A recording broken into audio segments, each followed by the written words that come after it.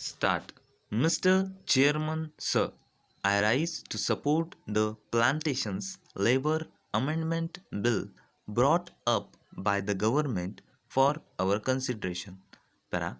Sir, the sad plight of millions of toiling people who sweat on various plantations in the country to earn valuable foreign exchange for us is really too much to be expressed in words. These workers live and work in most inhuman and pitiable conditions. These plantations include tea, coffee, cinchona, rubber, etc. And as we know, tea alone is one of the major foreign exchange earners of our country.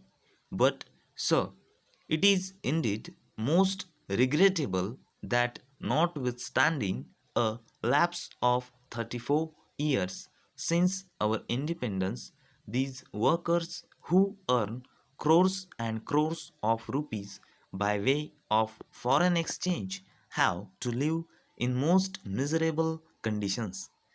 They live in houses that are most insecure and collapse frequently, and when these workers die as a result of these collapses, their guardians or their dependents do not get even due compensation for the loss that they have to bear.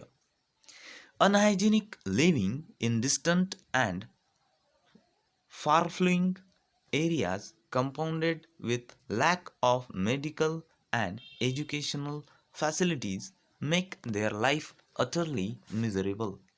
These plantation workers have to live in abject poverty like slaves of their employers. And as we know, most of these plantations are still foreign owned establishment, last vestiges of the colonial rule.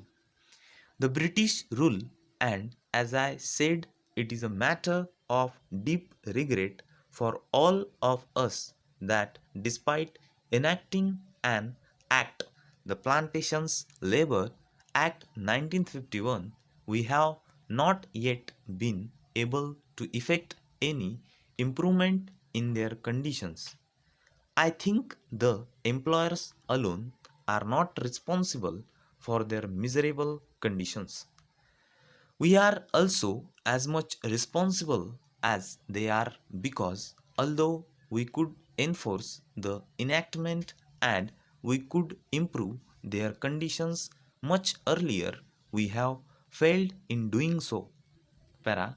Sir, on the 9th May 1973, this House, the Rajya Sabha decided that a joint committee should be appointed to look into the desired amendment and put up a draft as early as possible for our consideration on the 26th May 1973.